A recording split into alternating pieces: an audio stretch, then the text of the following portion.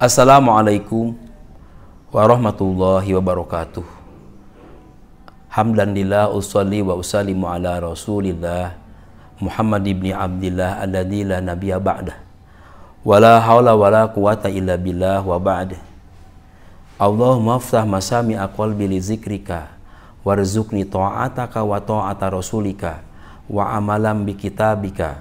Allahumma aghnini bil ilmi wa zayyini bil hilmi wa akrimni bit taqwa wa jamilni bil afiyah bi rahmatika ya arhamar rahimin. Para santri pesantren Sabilun Najah dimanapun berada dan para alumni tentunya, alhamdulillah kita sudah sampai kepada jadwal pengawasan. Ima beda ya biasa nama ngabahas kitab-kitab. Ieu kitab nyaeta kitabna namina Al Istiqomah ya.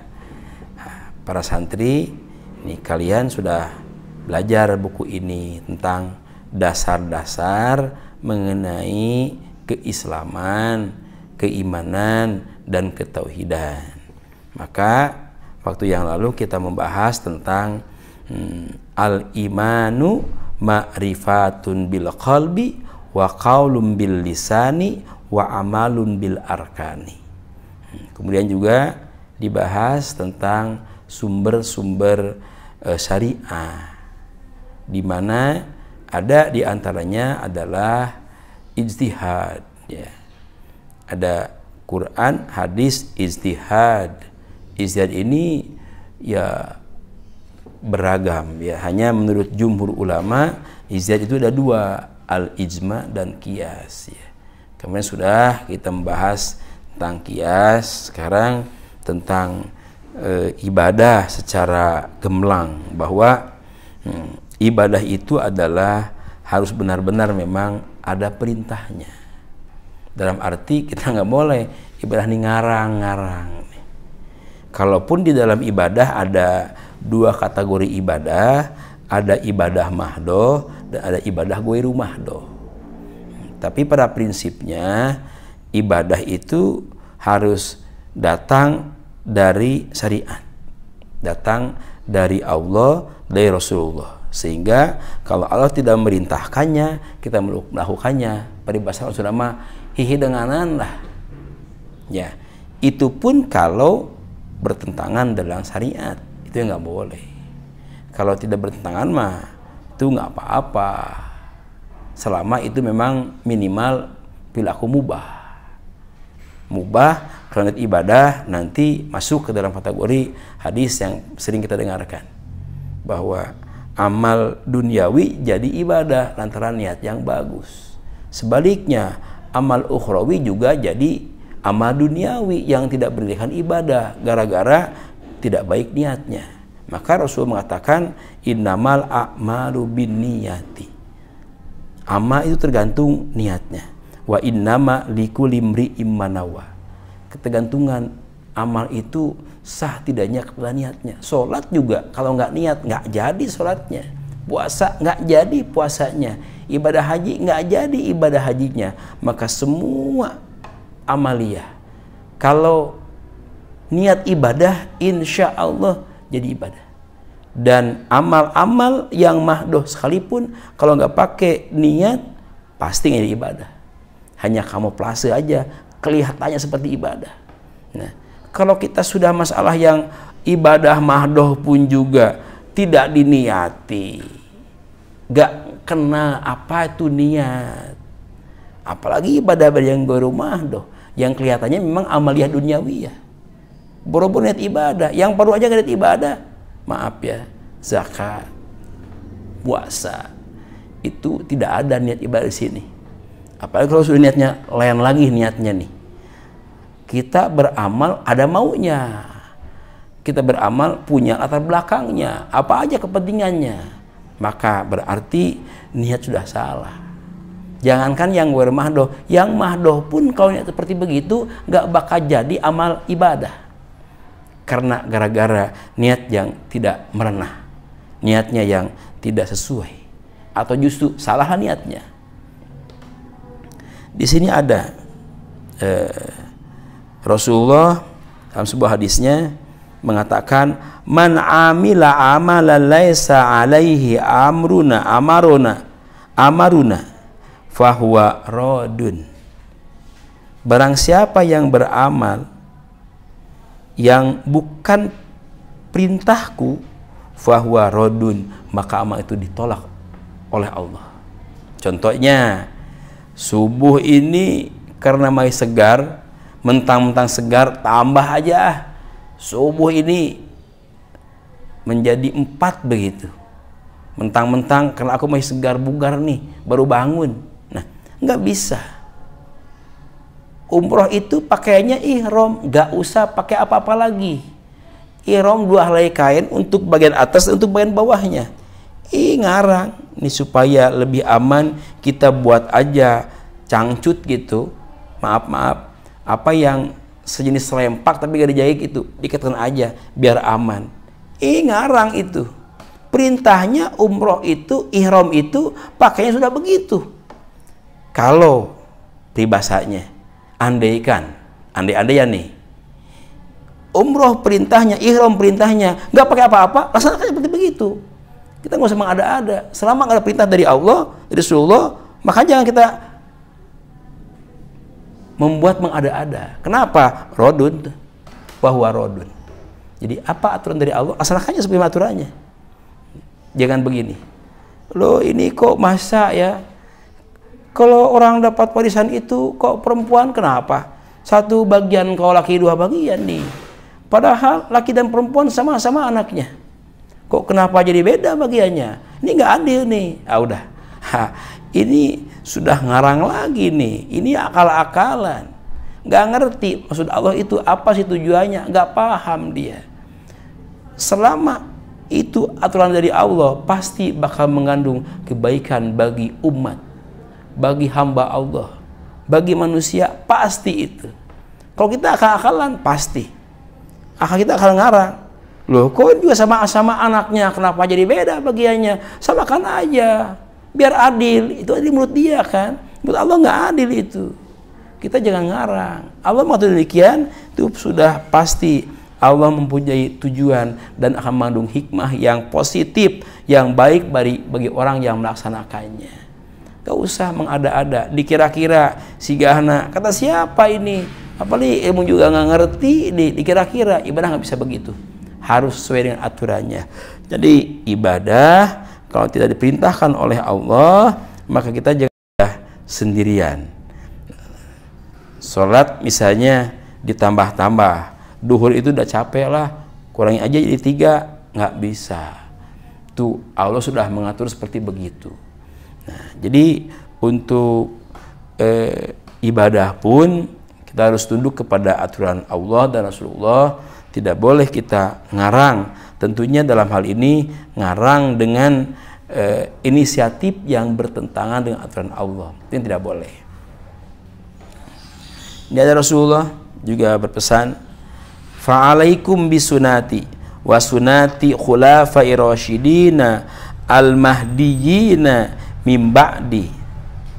Kata Rasulullah, maka kalian harus berpegang teguh kepada sunnahku dan sunnah khulafai rasyidin al-mahdiyina, yang mereka mendapatkan petunjuk mimba di setelahku.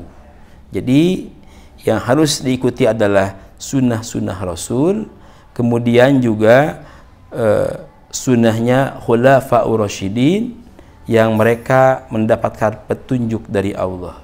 Karena orang yang dapat petunjuk dari Allah ini benar-benar orang yang terhormat.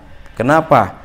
Manusia walaupun seperti apa pinternya, ilmunya seperti apa, dia segudang punya ilmu, kalau tidak dibarengi dengan hidayah dari Allah, bisa jadi dia berulah, malah justru berbuat salah karena ilmunya.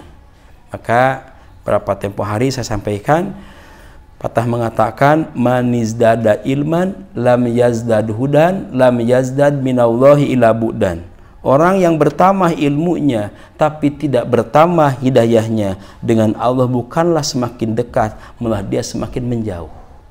Jauh dari rahmat Allah. Makanya orang yang tukang tipu pun pasti orang pinter-pinter, gak bakal orang yang tukang tipu orang bodoh. Karena tidak dibarengi dengan hidayah dari Allah, maka dia bisa berbuat semena-mena dengan ilmunya. Yang jelas seringkali gara-gara dia berilmu bisa sombong. Nauzubillah. Nah, jadi para santri nih, tuntutlah ilmu dengan niat yang benar, yang baik, supaya kita dapat ilmu disertai dengan hidayah dari Allah, sehingga kita bisa menikmati ilmu ini dalam kehidupan sebagai landasan dalam kita beramal mengabdi kepada Allah Subhanahu wa taala. Saya yakin dengan ilmu yang kita miliki, kita amalkan dalam rangka mengabdi kepada Allah, kita akan mendapatkan penghargaan dari Allah. Yakini itu pasti, insya Allah. Para santri alumni yang saya banggakan, kemudian para khulafaur rasyidin ini menurut jumhur ulama adalah ada 4. 1 Abu Bakar, 2 Umar, Utsman, dan Ali bin Abi Thalib radhiyallahu anhu. Nah, jadi inilah yang disebut khulafaur rasyidin. Nah, dan setelah itu baru para tabi'in. Kata Rasulullah, khairun nasi qarni, tsummal ladzina yalunahum, tsummal ladzina yalunahum, tsumma yaji'u aqwamun tasbiku syahadatu ahadihim yaminahu wa yaminuhu. Aqwamun tasbiku syahadatu ahadihim yaminahu wa yaminahu syahadatahu rawahu Syaikhaini. Nah, ini kurun yang terbaik itu adalah turun setelah Rasulullah. Jadi tabi'in dan tabi'in. Ini menurut sebagian riwayat itu yang dikategorikan luar biasa itu sampai kepada kurun ketiga, yaitu kurang lebih dari tahun ke-300 dari Hijriyah. Itu yang termasuk. Kemudian setelah itu kesininya, dulu Rasulullah, para sahabat, para khulafaur rasyidin, para tabi'in, tabi'in, itu selesainya habisnya itu sampai kurun ketiga, yaitu kurang lebih 300 semasa 300 hijrah ke sana itu. Ya, kalau ke sini dari 300 tahun hijrah ke sini, ya Rasulullah mengatakan dalam riwayat dalam sebuah riwayat nih, khiyaru umati ulama'uha. Jadi terbaik umatku setelah ini, nanti Rasulullah sudah setelah tabi'in, setelah habis dari kurun ketiga, sebaik umatku adalah para ulama. Makanya ada yang mengatakan al ulama warasatul anbiya'i, bahwa ulama itu adalah pewaris para nabi. Jadi nabi, sahabat, para rasyidin, tabi'in sudah tidak ada. Sekarang yang ada adalah tinggal ulama lah sebagai pewaris nabi. Maka berarti kita kalau mengikuti jejak ulama, nah insya Allah hidup kita tidak akan tersesat. Kenapa?